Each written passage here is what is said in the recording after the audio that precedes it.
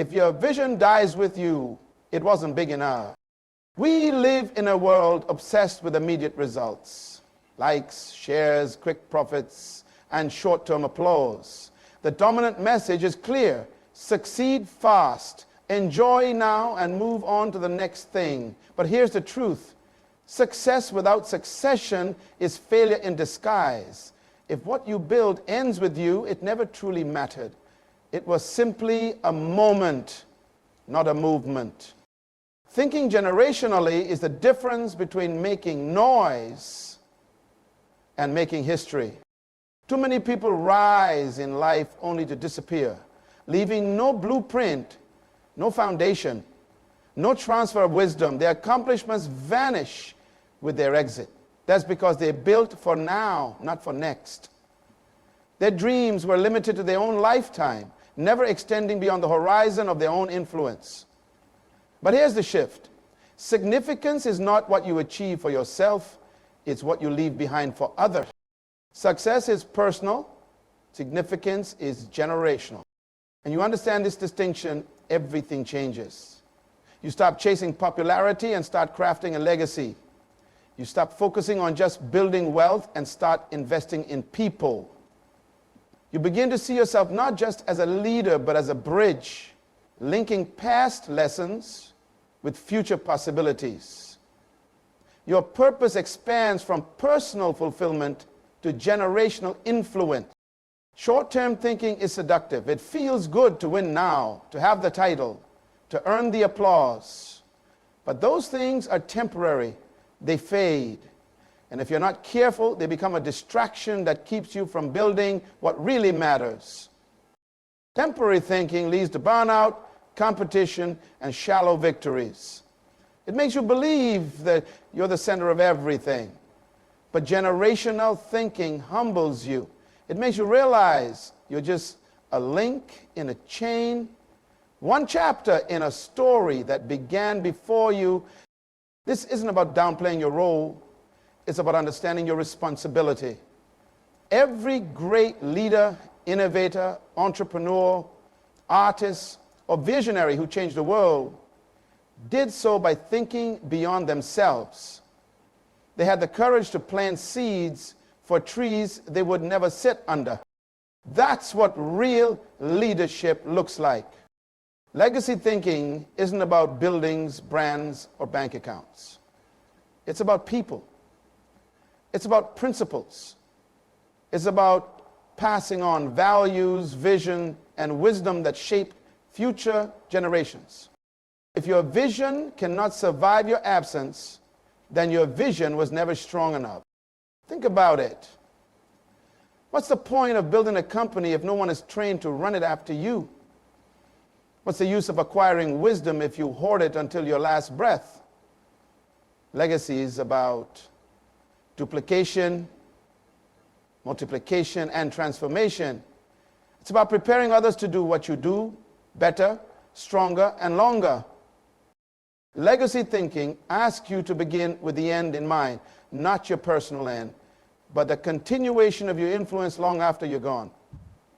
That's not just wise, it's powerful. When you begin to think generationally, your posture shifts. You stop acting like an owner and start living like a steward. Ownership clutches and controls. Stewardship releases and empowers.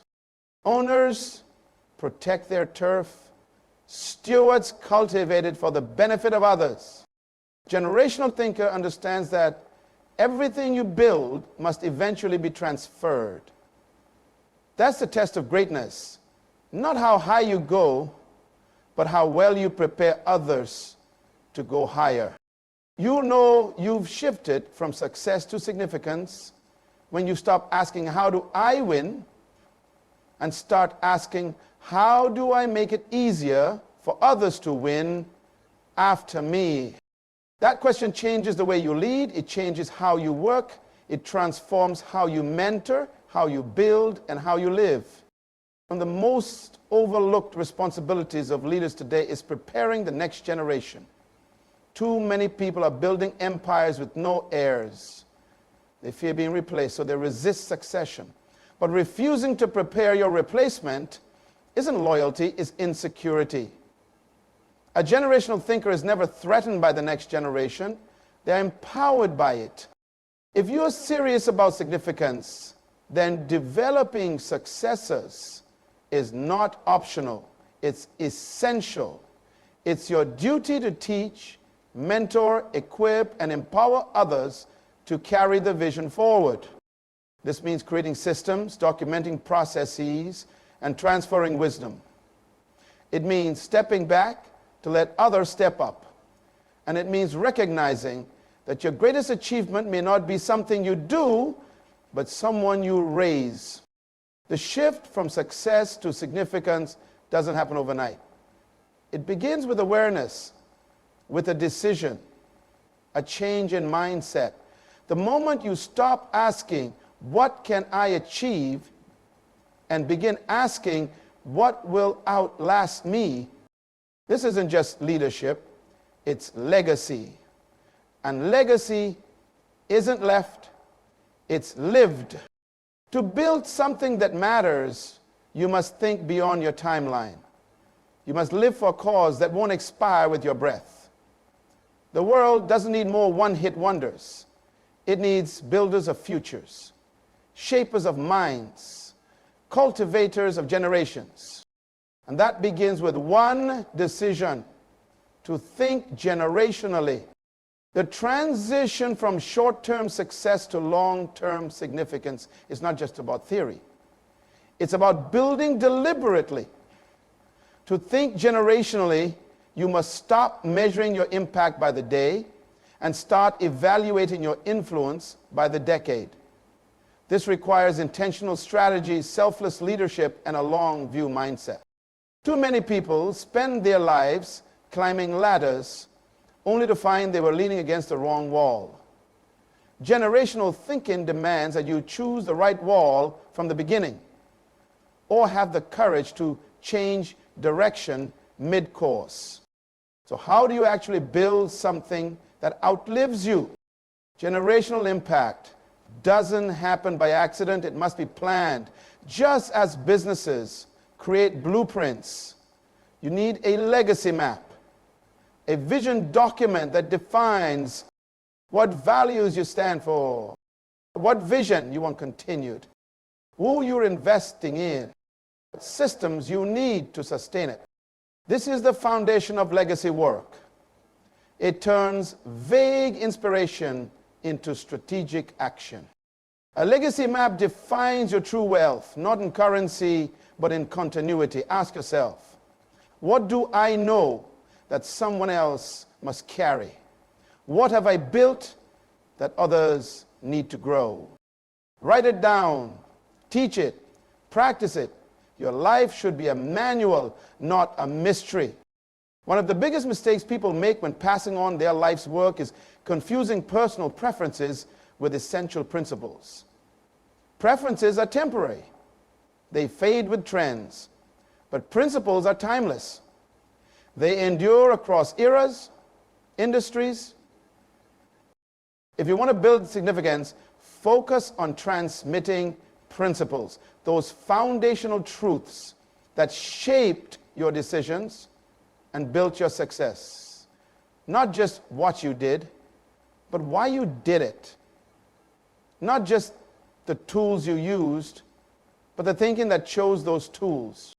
When your mentees understand your principles, they're free to evolve methods while preserving your mission. That's how generational progress happens. Continuity without cloning. Generational leadership requires more than instruction. It demands duplication. Don't just tell people what to do, show them how to do it. Then step back and let them try, let them fail, let them grow. That's how you raise successes. Telling inspires admiration. Training breeds transformation. Think of yourself as a bridge. Your purpose is to connect what was with what can be. Every lesson you've learned was not just for your benefit. It was for those coming behind you. Train others to carry your baton, not just clap for your performance. Legacy thinking requires mentorship, but more than that, it demands a culture of mentorship. In a mentorship culture, knowledge is shared, not hoarded. Questions are welcomed, not feared. Wisdom is passed down, not locked up. Mentorship is not a sign of weakness, it's proof of wisdom. It says, I've seen farther than you, but I want you to go further than me. One conversation can change your destiny. One insight can alter a future. That's the power of mentoring. Not control, but release. Not replication, but evolution. If you want your vision to survive your absence, you must teach others to think with the same depth, discipline, and direction. That's how significance multiplies. It's not enough to have a vision. You need systems that sustain it. Systems make your vision transferable. Systems turn inspiration into implementation. What happens when you're not in the room? Who carries the message? Who makes the decisions? How is the culture protected and reproduced? Generational thinkers understand that charisma fades, but systems endure. You may be the spark, but systems are the firewood. Build frameworks, write manuals, create rhythms. These are the invisible scaffolds of legacy. Significance isn't just about passion, it's about process. One of the biggest barriers to generational success is the fear of letting go. Many leaders hold too tightly to their role, afraid that no one else will do it the same way. But leadership is not about perfection, it's about preparation. Overprotecting your work can suffocate its growth. If you truly believe in what you've built, you must empower others to own it, even if they lead differently than you. You can't build a legacy and keep total control at the same time. Empowerment is risky, but not empowering anyone is riskier. Empower others to lead. Empower them to innovate. Empower them to make mistakes. That's how real influence spreads. True legacy is not measured by how indispensable you were, but by how equipped others became because of you. Goals are important, but goals have deadlines. Generations have destinies. To think generationally, you must elevate your planning beyond quarterly wins or annual metrics. Ask yourself, what will my family, company, or community look like in 30 years? What values do I want them to preserve? What problems must they be equipped to solve? What part of the future will have my fingerprints? These are generational questions. They force you to rise above ego and urgency. They demand that you stretch your thinking beyond your comfort zone and into your contribution zone. That's where significance lives. Eventually, every builder must step aside. Every visionary must hand over the keys. Every leader must transition from the spotlight to the sidelines. The greatest test of leadership isn't how well you lead, it's how well you let go. Letting go doesn't mean disappearing. It means trusting. Trusting the process, the people, and the preparation you've made. A tree does not mourn when its fruit is picked. It celebrates that its purpose is complete. Let go with grace. Release with joy. If you've built wisely, what comes next will be even greater than what came before. To think generationally is not just a mental shift. It's a courageous act. It asks you to loosen your grip, stretch your time horizon, and prioritize influence over image. Success ends with a period. Significance continues with a comma. Are you willing to give up being the center so others can rise? Are you prepared to pass the torch without burning out? Are you ready to lead in a way that doesn't just make headlines, but builds heritage? If so, you're not just a leader. You're a legacy builder. So far, we've explored the mindset shift from personal success to generational significance. We've covered how to plan for legacy, build systems, mentor others, and prepare the next generation to carry the torch. But let's bring it closer to home, because thinking generationally isn't just a leadership concept, it's a way of life. This final part is about how you live, because ultimately the loudest legacy isn't what you say or build, it's who you become. It's the choices you make when no one is watching. It's the principles you uphold when the pressure rises. It's how you treat people, how you respond to challenge, how you model excellence and humility. Significance is not just a strategy, it's a standard. So let's break down what that means. Before you can influence generations, you must master yourself. Legacy isn't what you leave behind after you die.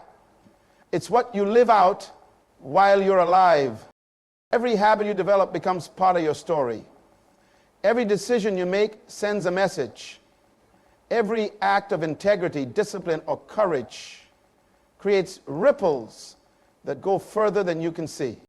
You don't build a legacy in the spotlight. You build it in the shadows.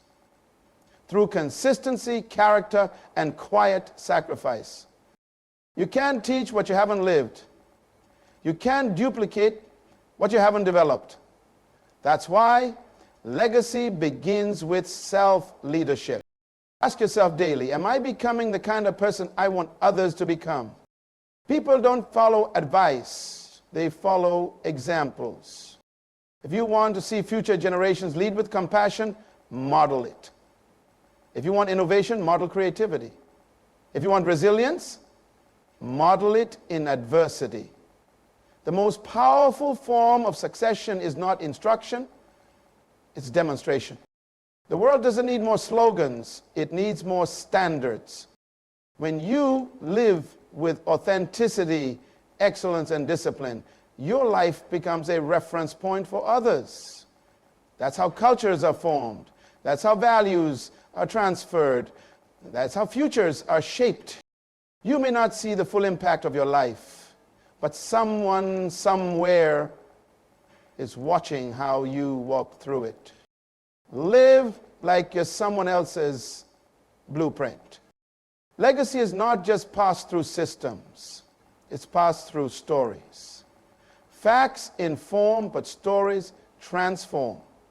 The next generation needs to hear not just what you did, but why you did it. They need to know the failures as well as the wins, the doubts as well as the breakthroughs. Tell your story, the full, unfiltered version. Not the polished version, but the real one. Share your lessons. Share your scars. Share your journey. Stories carry emotion. They include wisdom. They awaken courage in others. And they preserve your voice long after you're gone. Generational thinkers don't just chase achievements. They collect lessons and pass them on like treasure. Let's talk honestly. Thinking generationally isn't always easy. Letting go can be emotional. Watching others take what you built and do it differently can be hard. Seeing your role shift from central to supportive can feel like loss. But it's not a loss. It's a legacy. You are not disappearing, you are deepening. Your influence is no longer tied to a position, but to a principle. You're no longer just leading people, you're lifting them. Grieve the transition if you must, but don't resist it. Embrace the emotion, honor the process, trust the outcome. The end of one season is always the beginning of another. If you've built well, what follows you won't diminish you, it will validate you. When it's all said and done, what will define your success? Will it be the awards, the headlines, the profits? None of those things last. Legacy thinkers use different metrics. How many lives did I touch? And what values did I pass on? Who is stronger because I existed? What future did I help build? These are the questions that measure significance. These are the real trophies. They won't sit on a shelf, but they will live in hearts. If your vision lives on in the minds of others, you've succeeded. Short-term thinkers build in loops. They repeat the same strategies and patterns with little evolution. Generational thinkers build in layers. Each decision is a building block, not a rerun. Ask yourself, is what I'm doing today adding to the future? Will this action multiply or just maintain? Am I thinking like a founder or a farmer? Loops keep you stuck. Layers lift others higher.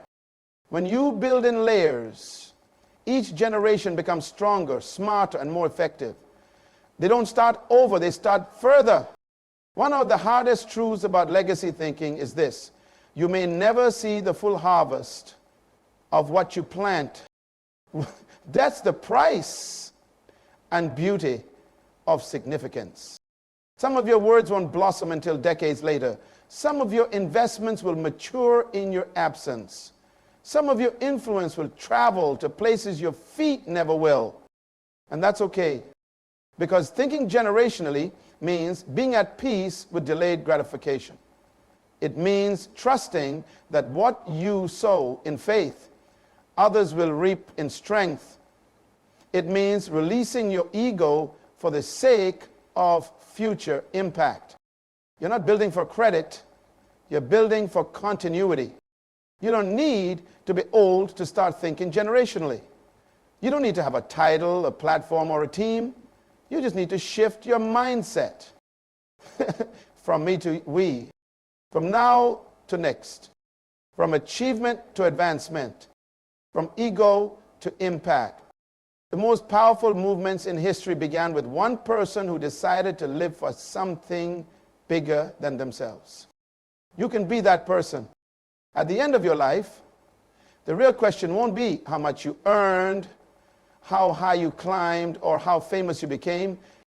The question will be, what did I pass on? Your greatest contribution may not be something you do, but someone you influence. You may never hear the applause. You may never see the outcome. But if you live wisely, others will walk paths you paved. They'll build on your shoulders. They'll carry your values. They'll echo your example. And that's what it means to think generationally. If this message resonated with you, it's time to make the shift, to start by identifying one person you can mentor, one system you can build, one story you can share, one seed you can plant. And remember, if your vision dies with you, it wasn't big enough. Live, lead, and build, not just for now, but for generations.